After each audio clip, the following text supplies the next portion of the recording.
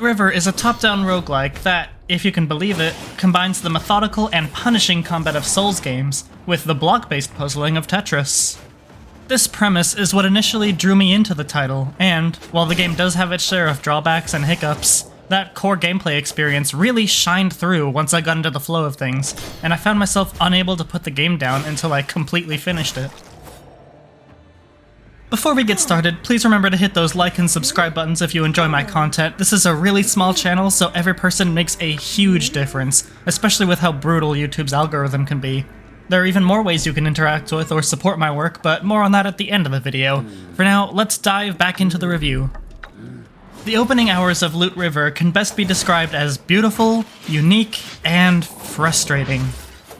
The first thing you'll notice when you step into this world is the amazing art direction, opting for a colorful and very well animated pixel art style, along with detailed lighting and shadow effects that breathe life into a dark and otherwise lifeless environment. This artistic style is wrapped in a bow with the mesmerizing water simulation, which is especially important for the developers to get right, since that's what you'll spend most of the game looking at.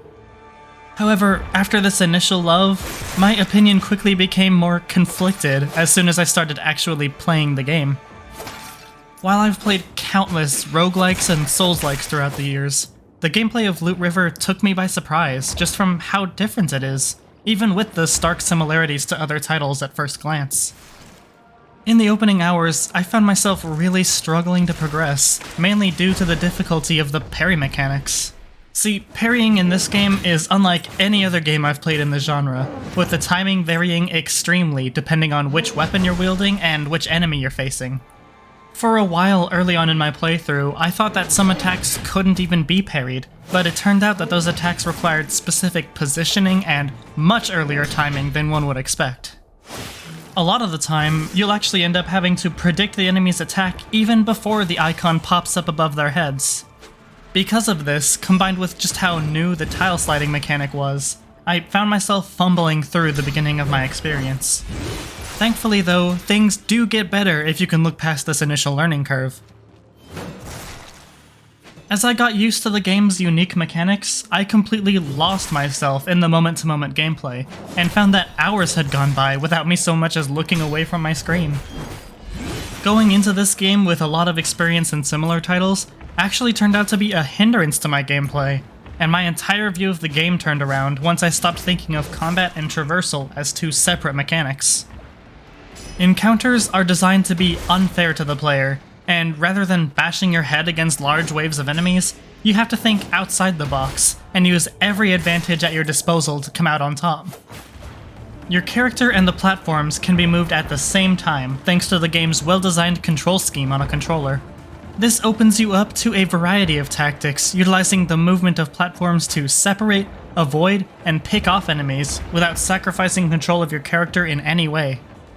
This idea really spoke to me as someone who regularly plays Souls-likes, not only allowing, but even encouraging the player to use whatever means at their disposal to turn the tables on an unfair situation. On top of these interesting combat mechanics, the developers put a lot of attention into every weapon in the game, giving each its own attack animations, parry timing, and secondary ability, to make each one unique and useful in its own way. Outside of combat, there are also some neat little features, like an NPC who will duplicate your potions at the expense of going through the next level without them, a very useful map that records all of your movements in the area, and the ability to level up your character as you kill monsters for little stat boosts throughout the run. Now, with Loot River being a roguelike, let's talk about the things keeping the player going throughout each semi-randomized run. There are two currencies that you'll earn from playing the game, one of which goes toward temporary purchases such as weapons and accessories that are lost on death, and the other that goes into permanently unlocking equipment to be found in future runs. On top of this, you'll unlock modifiers as you progress through the game that can be used to either change the layout of your run in various ways, or give yourself advantages such as removing traps or randomizing your starting gear. This modifier system actually plays a major role in progressing after your first completed run of the game, but more on that later. While the idea of multiple currencies is welcome in this kind of game, the greatest hurdle in my experience was very early on due to the fact that you lose both of these currencies whenever you die. If you want to save up enough points to unlock important weapons and equipment, you have to survive through multiple levels without dying, just to be able to afford one thing. If you die any time before completing the second area, it almost always results in a wasted run, since you have to finish a level to be able to buy upgrades, which is disheartening when you're still getting used to the game. This means that you can essentially get stuck in a loop of dying over and over without making any progress toward earning better gear if you're still learning the ropes. Once you can make it over this hurdle reliably, it becomes easier to make progress each run, but can still be a real pain if a death sneaks up on you far down the line and you lose multiple upgrades worth of points. This shouldn't be a big issue for those who know what they're getting into with this style of game, but it's worth noting the possibility for frustration, especially if you're still getting used to Loot River's unique approach to combat. When I finally completed my first run, I was actually surprised and a little disappointed. Up until after my first victory, I made a note of how little diversity there was in the game's equipment, and the surprisingly small amount of levels needed to defeat that final boss. The task of completing this run was still not easy considering the difficulty and length of these levels, but it still caught me off guard. These opinions completely changed, however, with the realization that the first successful playthrough and certain actions in later runs open up the game's full lineup of content. There are new NPCs, accessory types, unlockables, environments, bosses, and modifiers that you'll only experience if you push through to the end for the first time. It's a shame that the game gives you this impression of a lack of depth in the beginning, but it also makes the payoff for completing the game for the first time even more satisfying when you know that there's a lot more on the horizon.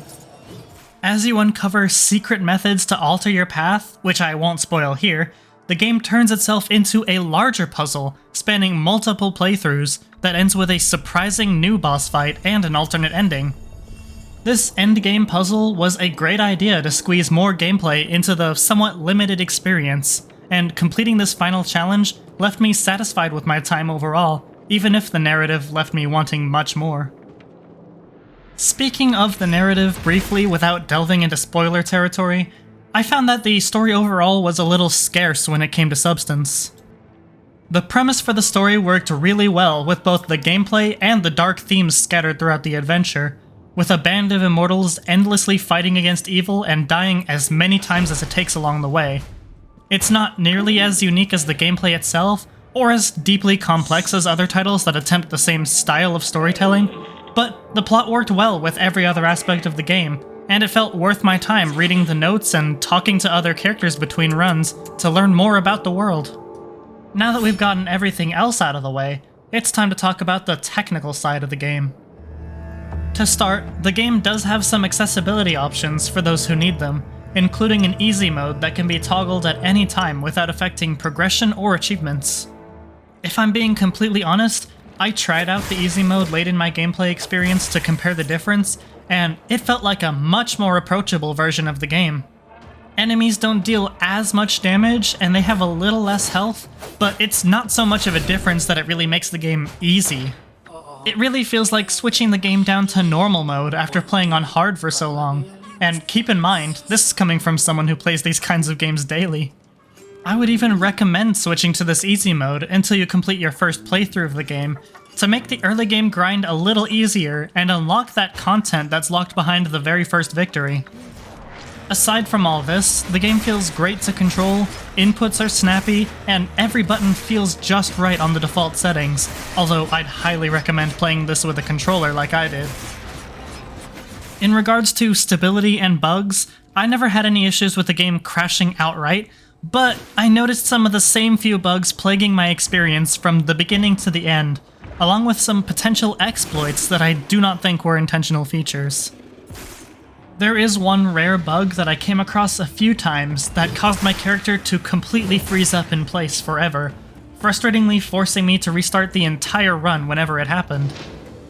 As I experimented with movement in the game, I came across very easy methods to cheat the platforming in my favor, allowing me to move a platform and jump to a different one at the same time, effectively skipping some puzzles if done correctly, but also leaving me open to the possibility of soft-locking my game if I get stranded on an immovable platform. The last issue I consistently ran into is that sometimes enemies can damage you while you're performing a counterattack, which is normally supposed to make you invulnerable for the duration, since they take multiple seconds to perform. I noticed it happening most frequently with the small basic enemies, shaving off little chunks of my health bar while I'm stuck in a long attack animation. But other than these few annoyances, the game felt really good to play from beginning to end. Overall, Loot River was just that, a river. It had several ups and downs along the way, I hit a few rocks, and content-wise it was bigger than a stream but much smaller than an ocean. Despite those rough patches, I really enjoyed my time going downstream, and I would gladly return if more content released in the future. The game is honestly worth giving a try just to experience this crazy mashup for yourself. Even with its faults, that core gameplay loop of sliding around on tiles and slashing monsters really held the title up throughout my entire playthrough without getting stale, and you're sure to get at least a good 15 to 20 hours out of this depending on your skill level. Loot River is a great roguelike to hyperfixate on for a while, or to pick up and play in your downtime if you've got your hands on a Steam Deck. It doesn't have the depth of major roguelikes such as The Binding of Isaac, or the expansive dark storytelling of Dark Souls that it takes inspiration from, but I feel that it still succeeds in what it sets out to do, and it doesn't need to be another 100+ hour time sink to still be enjoyable. That's why I'm giving Loot River a solid 8 out of 10 for its innovative gameplay and unique take on the genres that inspired it. This review score would probably be a lot lower if I had only judged it by the first successful playthrough, but it managed to pick itself up as it went on, and the game's shorter length thankfully prevents these entertaining mechanics from becoming too stale over time. Hey everyone, thanks for watching today's review. If you tried the demo for the game or picked up the full version today, what do you think about it so far? Is there anything else you wanted to know about the game that I didn't mention here? Let me know in the comments. I do check and respond to them all the time. Again, please like the video if it was helpful, and subscribe to my channel for more indie gaming content like this. If you want to talk to me or see what I'm up to, you can check out my Twitter page at @misspelledmoos, or follow my Twitch channel of the same name, where I play all kinds of games and give you sneak peeks into future videos. You could even be a part of them. If you want to support my work directly, I do also have a Patreon. It's just $1 a month to support me, and your name will be featured in every video. All of these links can be found in the description below. Anyways, thank you for staying all the way to the end. You deserve some kind of reward. I know, let me tell you a little secret, just between us. We all know that T-posing expresses dominance, but A-posing is easier to rig and makes all animators within a 73-foot radius fall in love with you. Just don't let them near your skeleton. Thank you for watching, and I'll see you in the next one.